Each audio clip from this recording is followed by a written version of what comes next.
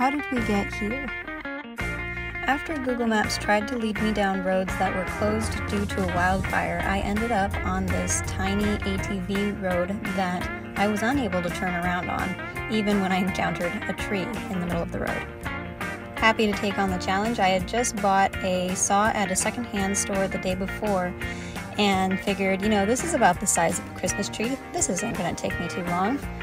Well, after grabbing my bear spray and making sure I took a good look around to make sure I wasn't about to get eaten, I got to work, only to find that the saw was really not going to do the trick unless I wanted to be there all day and perhaps sometime into the night.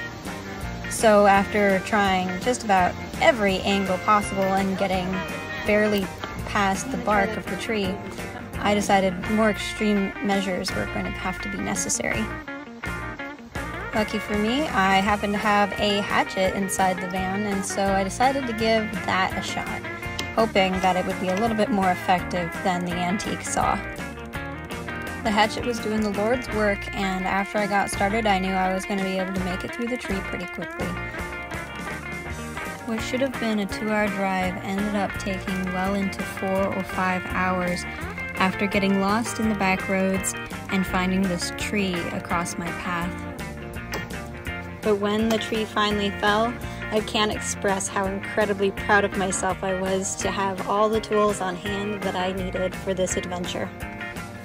I pushed back all the branches and I snapped back all of the pieces sticking out that could scratch an unsuspecting vehicle coming through, and made sure that I left the area nicer than when I came in.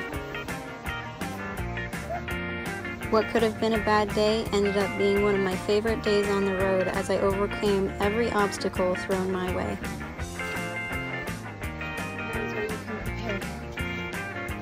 And the view at the end, absolutely worth it.